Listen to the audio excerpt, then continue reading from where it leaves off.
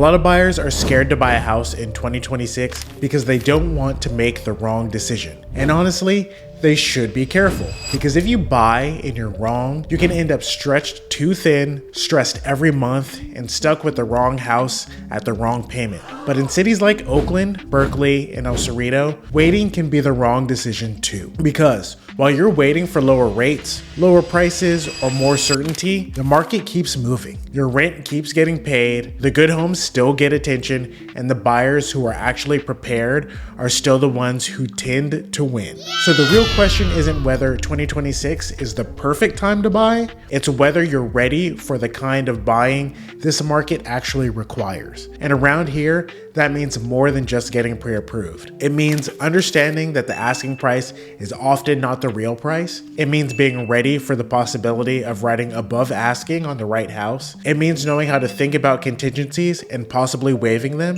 And it means having enough cash left after closing to deal with the very real costs that can come with East Bay home ownership, including point of sale items, deferred maintenance, and the occasional welcome to home ownership surprise. So in this video, I'm going to walk you through the exact framework I use to help potential buyers decide whether 2026 is the right year to buy, the right year to wait, or the right year to improve your position and come back stronger. I'm Derek Tyler with the Letterer team at Red Oak Realty. I'm a former attorney and a 13-year top producing East Bay agent. Wow. Our team has helped hundreds of buyers navigate the complex Bay Area buying process. If you're thinking about buying in Oakland, Berkeley, El Cerrito, or another nearby city this year, here's what I want to help you figure out. First, whether you're financially ready to buy in 2026 without putting yourself in a bad position. Second, whether your life is actually asking for a move right now or whether you're just reacting to the market. And third, whether you're prepared for how this local market actually works, because here, being approved is not the same thing as being ready. And by the end, I want you to be able to put yourself into one of three buckets. Yes, buy in 2026,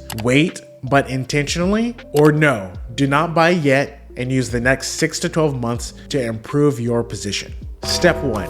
Can you comfortably afford the real cost of ownership? Not the optimistic mortgage calculator version, the real version. That means principal and interest, yes, but property taxes, insurance, maintenance, utilities, and reserves. And in cities like Oakland, Berkeley, and El Cerrito, that also means being honest about the age and condition of the housing stock. A lot of homes here are older. Charming, yes. Full of character, yes, but older. And older homes can come with older electrical, older plumbing, drainage issues, foundation questions, sewer lateral work, roof questions, retaining wall issues, and a whole list of things that don't show up in the pretty listing photos. I have a home in contract now where the primary heating source is a gas insert in the fireplace, and that house received over 20 offers. The idea that a new HVAC system is in the buyer's future is a very real possibility. And depending on the city and the property, you may also be dealing with point of sale requirements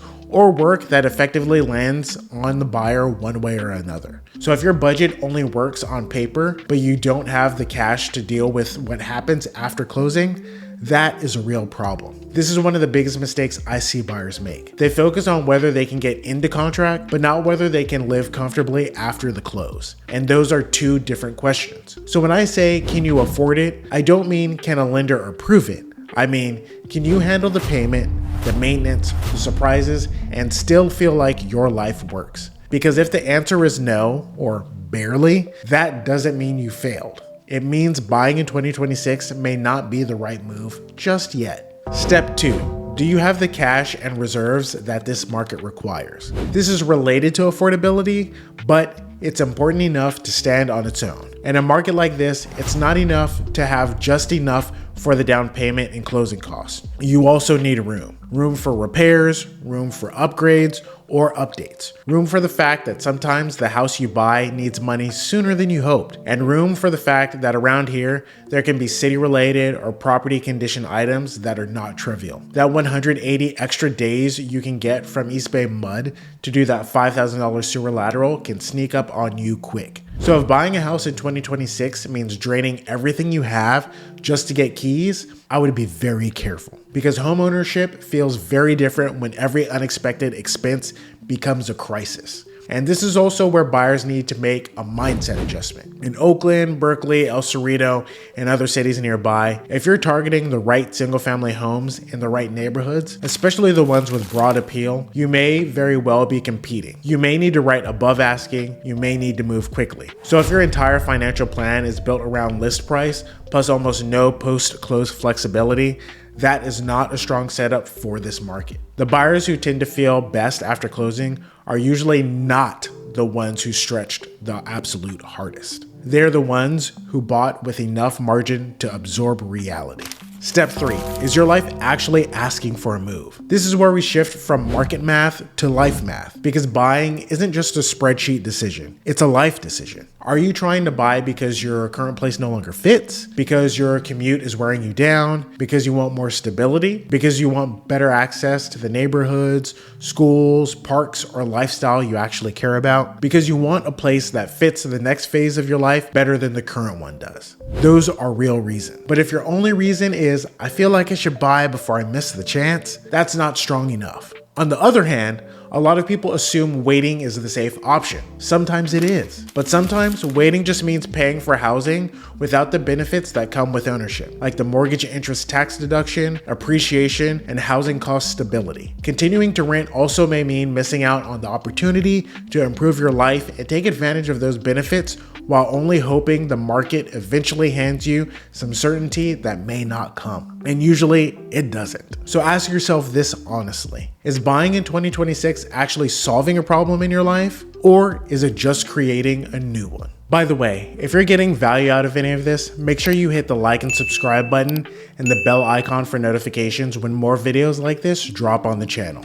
Step 4, are you prepared for how this market actually works? This is where a lot of buyers get caught off guard, especially if they're moving from online browsing into serious house hunting. Because here, asking price is usually just a marketing strategy, not the likely sales price. That doesn't mean that every house sells way over asking, but it does mean buyers can't treat an asking price as the final number in their head. Some listings are intentionally priced to attract attention and create momentum. Some are more realistic, some fly, some sit. And the right homes, especially the ones that are well located, well presented, and broadly appealing, can still draw strong competition. That means if you want to buy here in 2026, you need to be psychologically ready for that reality and probably look at list price and just assume 5 to 10% over list price if the house is nice and has been on the market for less than 2 or 3 weeks. This means you may write above asking. You may need to move faster than feels comfortable. And you may need to get comfortable with the fact that contingencies, or the lack thereof, are part of the strategic conversation. Now,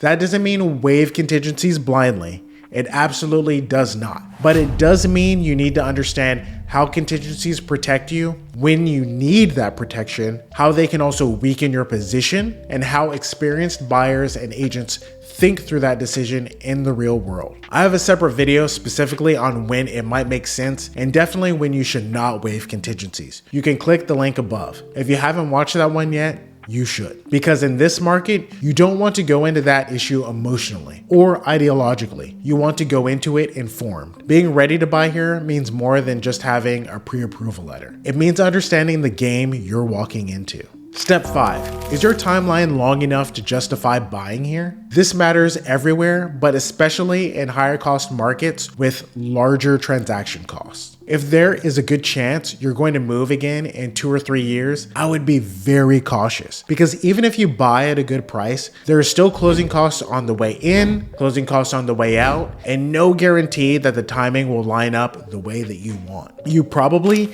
need to sell for 7 to 10% over what you paid just to quote unquote break even after transaction costs and any work you put into the home while you lived there. A lot of people get hurt by treating real estate like a short-term trade. That's not what owner-occupied housing is supposed to be. But if you are buying with a realistic plan to stay put for 5, 7, or 10 years, the decision becomes much more sensible. Then the question is not, can I perfectly time the market? It's, can I buy the right house in the right area at a payment I can handle and stay long enough for the decision to make sense? That is a much better question. So here's the framework. Step 1, figure out the real cost of ownership, not just the mortgage payment. Step 2. Determine whether you have the cash and reserves to buy here without putting yourself in a corner. Step 3. Ask whether your life actually needs this move right now. Step 4. Get honest about whether you're ready for how Oakland, Berkeley, El Cerrito, and other neighboring cities really work as a marketplace,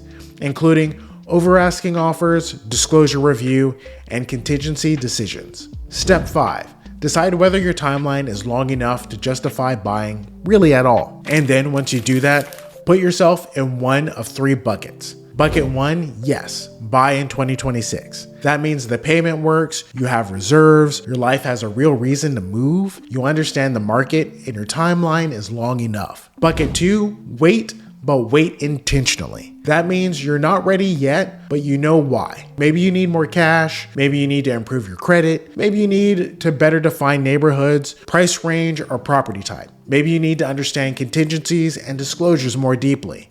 Bucket 3, don't buy yet. That means the financial stress would be too high, the timeline is too short, or the decision is being driven more by fear than readiness. Those are all legitimate outcomes. Now for the don'ts. Don't wait for some magical combination of lower rates, lower prices, and zero competition. That's not a plan. Don't buy assuming a future refinance is what makes the numbers work. Refinancing is upside, it's a nice addition, it's a nice option, but it should not be your plan. Don't confuse pre-approval with readiness. Most lenders just look at down payment, income, your ability to cover closing costs most of the time, and your reserves sometimes. A simple pre-approval letter does not mean you're ready. If you check out part 1 of my buyer's guide series, I actually share a bit about how I connect my clients with experts that look into much more than those few things that I mentioned before. The link should be above. Don't anchor emotionally to list price.